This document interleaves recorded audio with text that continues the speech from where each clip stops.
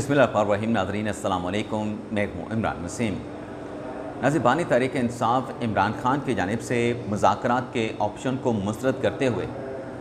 जो हुकूमत मुखालिफ तहरीक चलाने का जो फ़ैसला किया गया है, इस फ़ैसले के बाद कुछ अहम डेवलपमेंट्स हुई हैं। एक तो पाकिस्तान तहरीक इंसाफ की सियासी कमेटी का इजलास है और उस इजलास में इस एहतजाजी तहरीक के हवाले से लाहे अमल के मामले पर डिस्कस किया गया है। तो एहतजाजी तहरीक का लाहे अमल क्या होगा, इस पर सियासी कमेटी के अरकान ने क्या फ़ीडबैक दिया है, इमरान खान साहब के मुज़ाकरात की बजाय एहतजाजी तहरीक शुरू करने के फ़ैसले पर PTI की क़यादत का क्या कहना है, क्या सवालात उठाए गए हैं। और फिर इस एहतजाजी तहरीक में जो इमरान खान साहब की हमशीरा अलीमा खान ने दावा किया है कि इस एहतजाज में इमरान खान के बेटे कासिम बरतानिया से आके शिरकत करेंगे। तो इस एहतजाजी तहरीक में जो इमरान खान साहब के फ़र्जंद कासिम की जो शिरकत है, उस पर क्यों सवालिया निशान है, इस हवाले से क्या ज़राए बताते हैं, PTI के ज़राए का क्या कहना है, ये डिटेल भी वीडियो लॉग में आपके साथ हम शेयर करेंगे। लेकिन प्रोग्राम का आगाज़ हम करेंगे जो 27 यूट्यूबर्स के यूट्यूब चैनल की बंदिश के मामले पर जो कुछ और इतलात आ रही हैं कि एक नई फ़हरिस्त भी तैयार है। उस नई फ़हरिस्त से मुतल्लिक और जो ऑलरेडी 27 यूट्यूबर इस कार्रवाई को, बंदिश की प्रोसीडिंग को फेस कर रहे हैं, उनका क्या कहना है, इस खबर से अपने प्रोग्राम का आगाज़ करेंगे। लेकिन ब्लॉग का आगाज़ करने से पहले आपसे दरख्वास्त के चैनल को सब्सक्राइब कर लें, बेल आइकॉन का बटन प्रेस करें, वीडियो पसंद आए तो इसे लाइक और शेयर ज़रूर कीजिएगा। नाज़रीन, साइबर क्राइम एजेंसी की जानिब से जो 27 यूट्यूबर्स की फ़हरिस्त तैयार करके जो एक इंक्वायरी की गई और इंक्वायरी के बाद मजिस्ट्रेट की अदालत से, जज अब्बास शाह साहब की अदालत से जो रिव्यू किया गया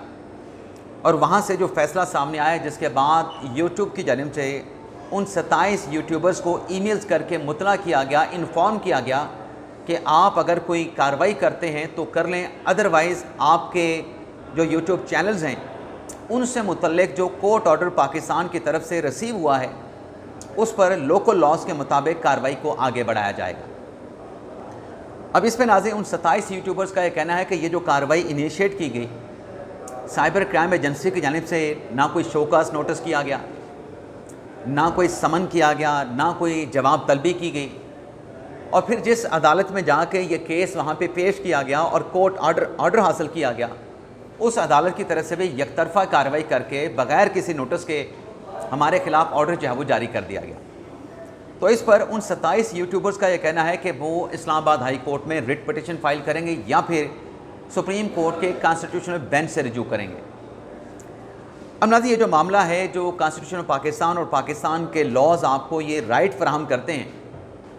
कि फ़ेयर ट्रायल होना चाहिए, आर्टिकल 10A का तमाम शहरियों को हक़ हासिल है, इस राइट को आप डिक्लाइन नहीं कर सकते, किसी को आप इस राइट से डिप्राइव नहीं कर सकते, महरूम नहीं कर सकते। लेकिन दूसरी तरफ नाज़रीन, कानूनी माहिरीन का यह कहना है कि जो पीका का कानून है, उस पीका के कानून के मुताबिक अगर आपके पास एविडेंस, शवाहिद मौजूद हैं, तो आप उन शवाहिद की रोशनी में बग़ैर शोकास नोटिस जारी किए आप अदालत से जाके उन यूट्यूबर्स के ख़िलाफ़, उन सोशल मीडिया एक्टिविस्ट अकाउंट्स के ख़िलाफ़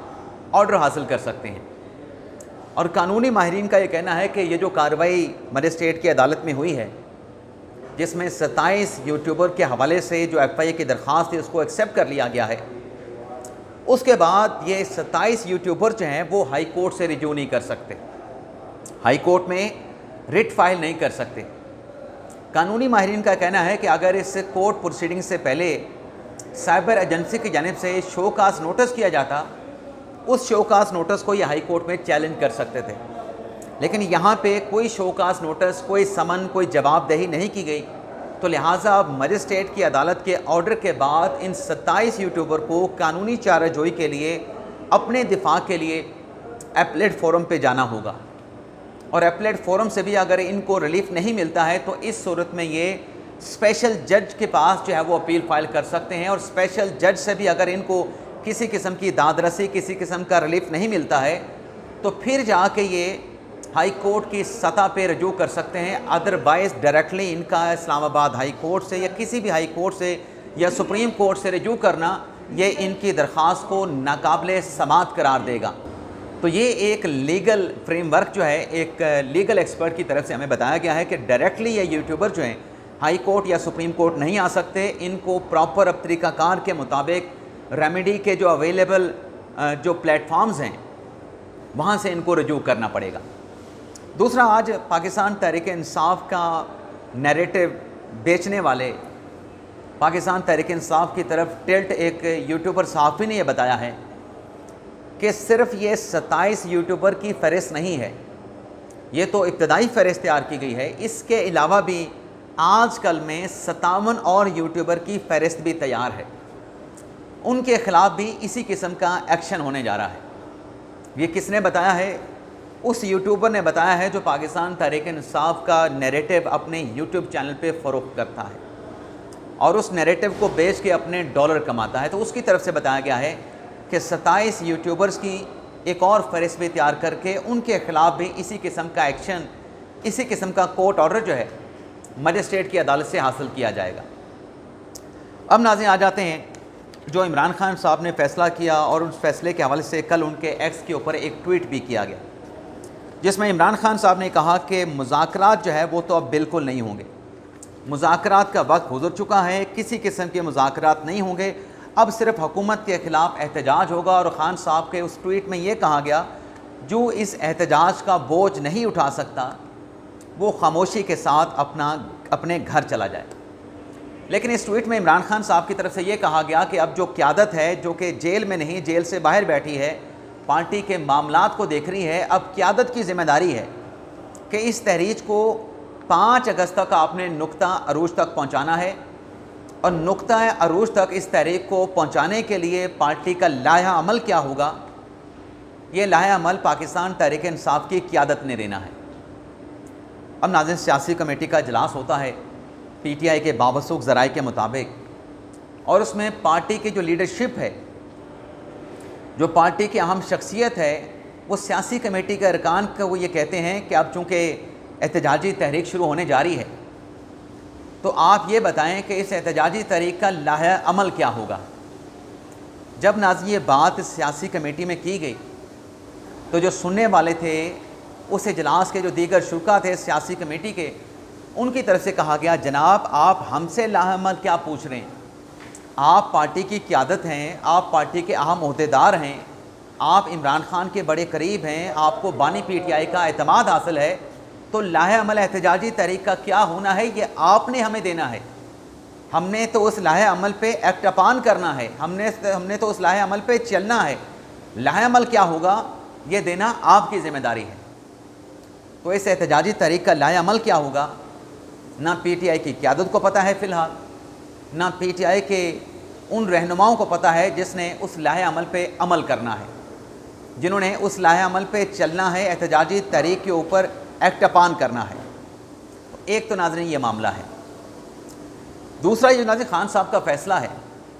اس فیصلے کو لے کے پاکستان تحریک انصاف کی جو قیادت ہے اس میں تشویش پائی جاتی ہے، اور کچھ سوالات نے بھی جنم لیا ہے، اور آج ایک سوال میڈیا پہ ڈسکس بھی کیا گیا ہے۔ جو تحریک انصاف کے سینئر رہنما ہیں چودھری پرویز الہی صاحب، وہ سرکاری اراضی کے کیس میں آج راولپنڈی کی ایک مقامی عدالت میں پیش ہوئے۔ اب جب وہ مقامی عدالت میں پیش ہوئے تو ان سے صحافیوں نے یہ سوال پوچھا کہ کیا آپ حالات کی بہتری دیکھ رہے ہیں، جس پہ پرویز الہی صاحب نے کہا کہ مجھے تو امید ہے کہ حالات بہتر ہو جائیں گے۔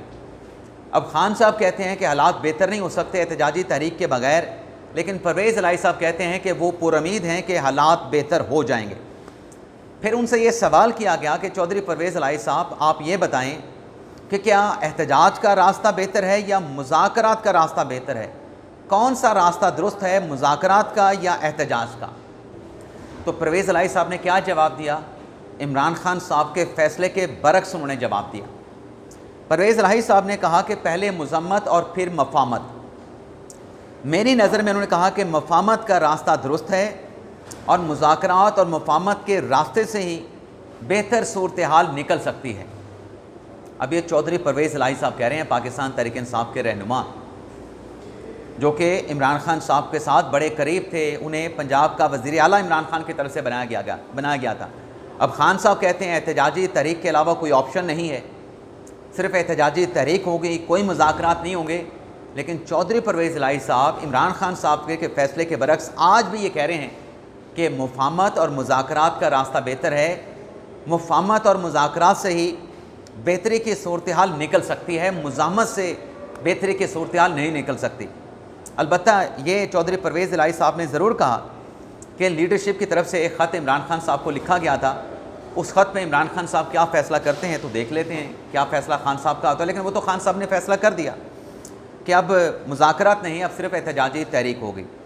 لیکن اس احتجاجی تحریک کے حوالے سے جو علیمہ خان صاحب نے دعویٰ کیا کہ جو بیٹے ہیں عمران خان صاحب کے سلیمان، وہ اس احتجاجی تحریک میں پاکستان میں آ کے شریک ہوں گے۔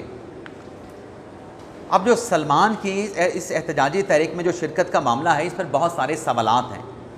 جس میں سب سے اہم سوال ان کے ویزے کا ہے۔ تو ناظرین، آج پی ٹی آئی کے ایک اہم رہنما کے ساتھ جو ہماری گفتگو ہوئی، ان کی طرف سے کہا گیا